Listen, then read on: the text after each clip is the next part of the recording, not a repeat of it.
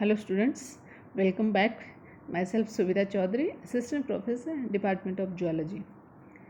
पिछले वीडियो में अपन ने एंटीबॉडीज़ की स्टडी की थी। उसके आगे अपन बात करते हैं एंटीजन एंटीबॉडी रिएक्शंस की। So these are precipitation reaction, agglutination reaction, neutralisation reaction, complement and lysis and phagocytosis. So let's see one by one. सबसे पहले अपन बात करते हैं प्रेसिपिटेशन रिएक्शन की। So when a soluble antigen combines with antibody in the presence of an electrolyte like NaCl at a particular temperature and pH, it forms an insoluble precipitate of antigen antibody complex. जब कोई soluble antigen है वो antibody के साथ मिलके antigen antibody complex बनाता है, और वो कॉम्प्लेक्स कैसा है? इनसॉल्युबल। तो वो रिएक्शन कहलाती है precipitation reaction. The antibody causing precipitation is called precipitin. ये जो एंटीबॉडी है यहाँ पे ये क्या कहलाएगी? Precipitin. And the reaction is called as precipitation reaction. आया समझ में? मतलब एक सॉल्युबल एंटीजन किसी एंटीबॉडी के साथ बाइंडिंग करके एक इनसॉल्युबल प्रेसिपिटेट बनाते हैं एंटीजन एंटीबॉडी का कॉम्प्लेक्स, वो रिएक्शन क्या कहलाती है? Precipitation reaction. और जो एंटीबॉडीज़ हैं वो यहाँ पे क्या कहलाएंगी? प्रेसिपिटेन। और ये पूरी रिएक्शन कहलाएगी प्रेसिपिटेशन। ओके, फिर आता है एग्लूटिनेशन। एग्लूटिनेशन में क्या होगा? The interaction between N antibody and A particulate antigen results in visible clamping called agglutination. यहाँ पे जो एंटीजन है वो कैसा होगा? पार्टिकुलेट, जबकि प्रेसिपिटेशन में कैसा एंटीजन था? Soluble. This is the major difference between precipitation and agglutination. जब कोई पार्टिकुलेट एंटीजन किसी एंटीबॉडी के साथ मिलके एक विजिबल क्लैंपिंग बनाता है, that reaction is known as agglutination. Particulate antigen किस टाइप का हो सकता है? बैक्टीरिया भी हो सकता है, WBC हो सकता है, RBC हो सकता है, या कोई लेटेक्स पार्टिकल्स हो सकते हैं। Antibodies that produce such reaction are called agglutinins. If an agglutination reaction involves red blood cells then it is called haem agglutination.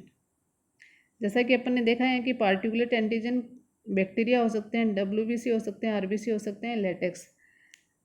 अगर अपना पार्टिकुलेट एंटीजन RBC है तो अपन उस रिएक्शन को क्या कहेंगे? Haemagglutination. ये अपने पार्टिकुलेट एंटीजन्स के स्ट्रक्चर्स हैं।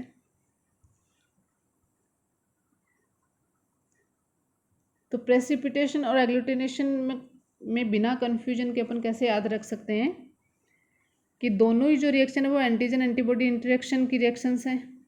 सिमिलरिटी क्या है?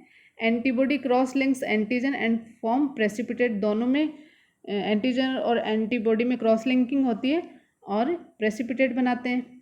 और डिफरेंस क्या है? डिफरेंस सिर्फ एंटीजन का है। नेचर ऑफ एंटीजन के बेसिस पे ही इन दोनों को अपन डिफ्रेंशिएट कर सकते हैं दोनों में। प्रेसिपिटेशन में सॉल्युबल एंटीजन है, जबकि एग्लूटिनेशन में इनसॉल्युबल एंटीजन है। और इनसॉल्युबल एंटीजन कौन से हैं? RBC antigen fixed on beads, HCG bacterial toxin etcetera. Third one is neutralisation. In the immunological sense, refers to the ability of antibodies to block the site on bacteria or virus that they use to enter their target cells. Neutralisation क्या कहता है कि suppose ये अपना RBC है और ये antibodies हैं और ये कोई वायरस है। ये वायरस चाहता है इन RBCs को इन्फेक्ट करना, लेकिन अब ये एंटीबॉडीज़ क्या करेंगी? ये एंटीबॉडीज जाके इन वायरस की उन साइट्स को कवर कर लेंगी जिनके थ्रू ये इन RBC पे अटैक करते हैं। तो जब ये एंटीबॉडीज इनकी उन साइट्स को ही ब्लॉक कर देंगे तो अब ये जो वायरस है वो इन RBCs को अटैक नहीं कर पाएंगे। तो मतलब इनकी जो इन्वेडिंग कैपेसिटी है उसको ही ये न्यूट्रलाइज कर देती हैं। तो यहाँ पे आप देख पा रहे हैं इस डायग्राम में ये जो एंटीबॉडीज़ थी इन्होंने वायरस की सारी साइट्स को एंगेज कर दिया और अब ये एंगेज होने के बाद में ये आरबीसी पे अटैक नहीं कर पाती। That's the neutralisation reaction. फिर अपना आता है कॉम्प्लीमेंट एक्टिवेशन सिस्टम, भी अपन आगे पढ़ेंगे, तो उससे पहले अपने को पता होना चाहिए कि कॉम्प्लीमेंट सिस्टम क्या है। तो द कॉम्प्लीमेंट सिस्टम हेल्प्स और complements the ability of antibodies and phagocytic cells to clear pathogen. Complement system जो है वो इन्हांस करता है एंटीबॉडीज़, इन्हांस कह सकते हैं या फिर एक्टिवेट कह सकते हैं, एंटीबॉडीज़ को एक्टिवेट करता है या फेगोसाइटिक सेल्स को to clear pathogens. This system consist of 20 or more plasma proteins. They are generally synthesized by the liver and normally circulating as inactive precursors that need stimulation. ये जो complement system में जो भी proteins काम आती हैं वो जब तक उनको एक्टिवेशन स्टिमुलेशन नहीं मिलेगा तब तक वो इनएक्टिव रूप में घूमती रहेंगी और जैसे ही उनको कोई स्टिमुलेशन मिलता है वो एक्टिव हो जाती हैं। Antigen antibody complexes cause activation of complement system. और कॉम्प्लीमेंट सिस्टम को एक्टिवेशन का काम कौन करता है? Antigen antibody complex. तो बेसिकली कॉम्प्लीमेंट सिस्टम क्या है कि एक ऐसा सिस्टम है जो एंटीबॉडीज और फेगोसाइटिक सेल्स को पैथोजन को क्लियर करने के लिए और मोटिवेट करता है। 20 और मोर टाइप की प्लाज्मा प्रोटीन्स मिलकर कॉम्प्लीमेंट सिस्टम बनाती हैं। निर्माण इनका लीवर में होता है और बेसिकली ये इनएक्टिव फॉर्म में घूमती रहती हैं, लेकिन जैसे ही उनको एंटीजन एंटीबॉडी कॉम्प्लेक्स जाके एक्टिवेट करता है तो वो अपना काम शुरू कर देती है। यहाँ पे अपन देखते हैं कि कॉम्प्लीमेंट सिस्टम किस तरह से काम करता है। तो सपोज ये यहाँ पे येलो कलर में आप एंटीजन देख रहे हैं और ये ब्लू कलर में आपको ये एंटीबॉडीज़। अपन ने जब एंटीबॉडीज़ पढ़ रहे थे तो वहाँ पे अपन ने देखा था कि 2 एंटीबॉडीज़ थी जो कॉम्प्लीमेंट फिक्सेशन का काम कर रही थी, IgM और IgG। तो वहाँ पे अपन ने कहा था कि हम आगे की स्लाइड्स में अपन इसके बारे में पढ़ेंगे। तो ये जो 2 एंटीबॉडीज़ हैं वो इस कॉम्प्लीमेंट जो सिस्टम है इस कॉम्प्लेक्स के साथ बाइंडिंग दिखाती है। बाकी 3 जो एंटीबॉडीज़ हैं वो नहीं ये काम करती हैं, सिर्फ IgM और IgG ही ये काम करती हैं, इसलिए अपन कहते हैं कि वो कॉम्प्लीमेंट फिक्सेशन का काम करती हैं। तो बेसिकली ये कॉम्प्लीमेंट सिस्टम किस तरह से काम करता है? सपोज ये कोई एंटीजन है और उसके साथ ये एंटीबॉडी बाइंडेड है। ये दोनों कॉम्प्लेक्स जाके इस कॉम्प्लीमेंट सिस्टम को एक्टिवेट करती हैं। ये जो स्ट्रक्चर है ये कहलाता है C1 कॉम्प्लेक्स।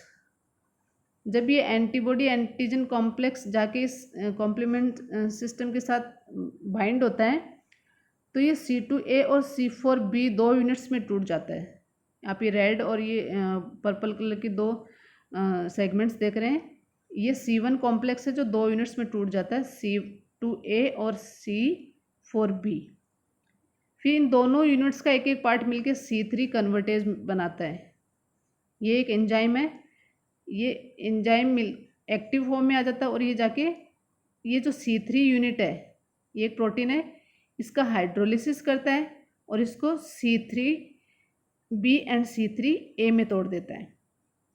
फिर जो C3B है ये आगे जाके ये पिंक कलर का जो है ये C5 इसको एक्टिवेट करता है और इस C5 को 2 यूनिट में तोड़ देता है, C5A एंड C5B। जो C5A है ये फिर आगे जाके C5B 6, 7, 8 और 9 ये सब मिलके, ये सपोज कोई बैक्टीरियल सेल है और अपने को इसको किल करना है तो इसकी जो सेल वॉल है उसमें जाके एक सिलेंड्रिकल मेम्ब्रेन कॉम्प्लेक्स बना लेते हैं, जिससे क्या होगा ये जो सेल है वो स्वेल हो जाती है, मतलब फूल जाती है और अल्टीमेटली बस्ट हो जाती है और सेल डेड हो जाती है। तो इस तरह से ये काम करता है। तो कॉम्प्लीमेंट जो सिस्टम है वो C1 से लेकर C9 यूनिट्स से मिलके बना हुआ होता है। C1 कॉम्प्लेक्स आप यहाँ पे देख रहे हैं और C9 यहाँ पे, तो ये बीच में जो C1 C2 C3 C5 ये सारे क्या हैं, प्रोटीन्स हैं, जो एक के बाद एक यूनिट टूट के आगे जाके एक दूसरे को एक्टिवेट करते हैं और नेक्स्ट प्रोसेस को फॉरवर्ड करते जाते हैं। So that's the way of complement activation system. फिर आता है फेगोसाइटोसिस। फेगोसाइटोसिस में क्या होता है, phagocytosis is the process by which a cell uses its plasma membrane to engulf large particle giving rise to an internal compartment called the phagosome. Suppose ये कोई cell है, सपोज अपना मैक्रोफेज समझ सकते हो आप, और ये बाहर कोई बैक्टीरिया है। ये सेल क्या करेगी, अपने प्लाज्मा मेम्ब्रेन को इस तरह से स्ट्रक्चर बना लेती है और इसको इनगल्फ कर जाती है, मतलब गटक जाती है अंदर। ये जो कुछ पोर्शन इसकी प्लाज्मा मेम्ब्रेन का है और अंदर ये बैक्टीरियल सेल, ये जो स्ट्रक्चर बनता है ये कहलाता है फेगोसोम। ये फेगोसोम आगे जाके लाइसोसोम के साथ बाइंडिंग करता है और ये दोनों मिलके एक नया स्ट्रक्चर बनाएंगे जिसको अपन कहते हैं फेगोलाइसोसोम। और फिर लाइसोसोम के जो एंजाइम्स हैं वो इस बैक्टीरियल सेल को लाइसिस कर देते हैं और फिर जो भी डेब्रिज बचती हैं, मतलब डेड पार्टिकल्स बचते हैं, वो एक्सोसाइटोसिस के द्वारा बाहर निकाल दिए जाते हैं। So this is phagocytosis. अब अपन ने जो भी एंटीजन एंटीबॉडी रिएक्शंस पढ़ी हैं उन सब की समरी है ये इस डायग्राम में। न्यूट्रलाइजेशन रिएक्शन में क्या होता है कि जो भी एंटीबॉडीज़ हैं वो वायरस या फिर जो भी पैथोजन है उसकी उन साइट्स को कवर कर लेते हैं जिनके थ्रू वो किसी दूसरी सेल को इन्फेक्ट करते हैं। तो अब उनके पास दूसरी सेल को इन्फेक्ट करने के लिए वो रीजन बचता नहीं है, इसलिए ये फेल हो जाते हैं दूसरी सेल को इन्फेक्ट करने में। एग्लूटिनेशन में पार्टिकल एंटीजन जो है वो पार्टिकल फॉर्म में है, प्रेसिपिटेशन में एंटीजन सॉल्युबल फॉर्म में है, एक्टिवेशन ऑफ कॉम्प्लीमेंट सिस्टम अपने देखा है कि जो एंटीबॉडी है antigen antibody complex complement molecule को एक्टिवेट करते हैं कॉम्प्लीमेंट सिस्टम को, और फिर ये कॉम्प्लीमेंट प्रोटीन्स जाके जो भी बैक्टीरियल सेल है उसकी वॉल में एक कॉम्प्लेक्स बना लेते हैं, जिसके बाद सेल फूल जाती है और अल्टीमेटली बस्ट हो जाती है सेल। सो ये था अपना antigen antibody reactions. Thank you.